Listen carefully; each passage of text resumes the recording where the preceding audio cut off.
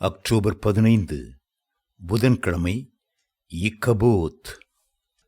மகிமை இஸ்ரவேலை விட்டு போயிற்று என்று சொல்லி அந்த பிள்ளைக்கு இக்கபோத் என்று பெயரிட்டாள். 1 சாமுவேல் 4:21.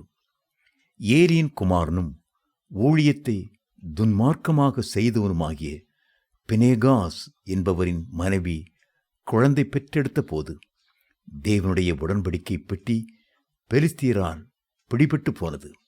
பினேகாசும் மரணமடைந்தார். இப்படிப்பட்ட சூழ்நிலையில் பிறந்த குழந்தைக்கு இக்கபோத் என்று பெயர் வைத்தாள். தேவனுடைய பெட்டி பிடிபட்டு போனபடியினால் மகிமை இஸ்ரவேலை விட்டு விலகிப் போயிற்று என்று அவள் சொன்னாள். இன்றைக்கும் அநேக விசுவாசிகளும் ஊழியக்காரர்களும் இக்கபோத்தாக பரிதாப நிலையில் வாழ்ந்து கொண்டிருக்கிறார்கள்.